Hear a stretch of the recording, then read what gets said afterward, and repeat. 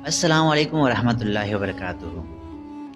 دوستو، آج ہم آپ کو بتائیں گے کہ سام کو جنت سے کیوں نکالا گیا اور مور کو جنت سے کیوں نکالا گیا تھا۔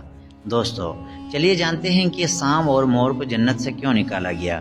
حضرت آدم علیہ السلام اور اماں حوا علیہ السلام اپنی پیدائش کے بعد جنت میں خوش تھے۔ شیطان جنت سے نکالا جا چکا تھا، اس لیے کہ شیطان کے دل میں حضرت آدم علیہ السلام کی دشمنی تھی اور انتقام کی آتش اس کے دل میں بھٹک رہی تھی۔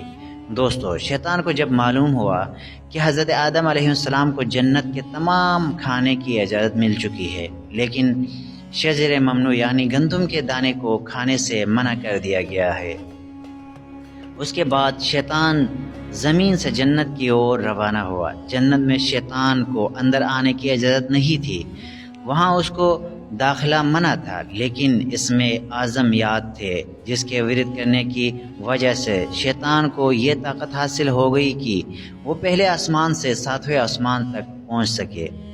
وہ جنت کے دروازے پر بنے ہوئے 2 چبوترے پر بیٹھ گیا اور 300 سال تک انتظار کرتا رہا کہ کوئی جنت سے باہر آئے اور وہ اسے اپنے مطلب کی بات کر سکے۔ اچانک مور جنت سے باہر آ گیا۔ اس کو دیکھتے ہی شیطان خوش ہوا اور وہ اس سے کہنے لگا کہ اے خوشنما پرندے، تم کون ہو؟ مور نے جواب دیا، مور ہوں۔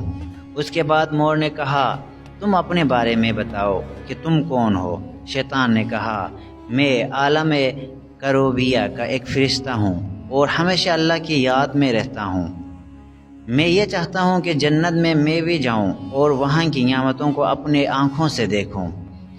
شیطان نے مور سے کہا، اگر تم مجھے جنت کے اندر لے جاؤ، میں تمہیں 3 ایسی باتیں بتاؤں گا جس سے تمہیں ابدی حاصل ہو جائے گی، تمہیں کبھی بڑھاپا اور بیماری نہیں آئے گی اور تم ہمیشہ جنت میں رہو گے۔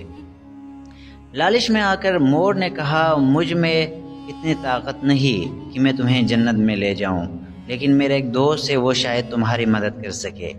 یہ کہہ کر مور سام کے پاس آیا اور اس سے سارے ماجرا سنایا۔ سام بھی شیطان کی بات سے خوش ہوا اور اسے اپنے منہ میں چھپا کر جنت میں داخل ہونے میں کامیاب ہو گیا اور شجر ممنوع یعنی اس گندم کے پاس پہنچ گیا جو حضرت آدم علیہ السلام اور حضرت حوا علیہ السلام کو کھانے سے منع کیا گیا تھا۔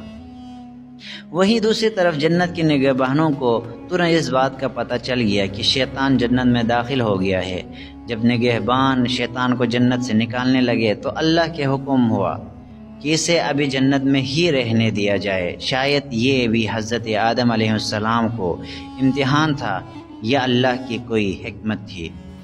شیطان کو جب جنت میں رہنے کا حکم مل گیا تو وہ حضرت آدم علیہ السلام اور امی حوا کے پاس جا کر محبت اور عقیدت کا اظہار کرنے لگا۔ وہ دونوں اس شیطان کو پہچان نہ سکے، اس نے اپنا حلیہ بدل لیا تھا۔ پھر شیطان نے انہیں طرح طرح کے بہکاوے اور انہیں گندم کا دانہ کھلوا دیا۔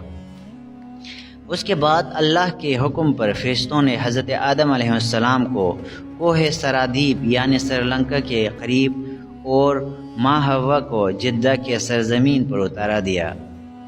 شیطان کو جنت سے پہلے ہی اس لیے نکال دیا گیا تھا کہ اس نے اللہ کے کہنے پر حضرت آدم علیہ السلام کو سجدہ نہ کیا۔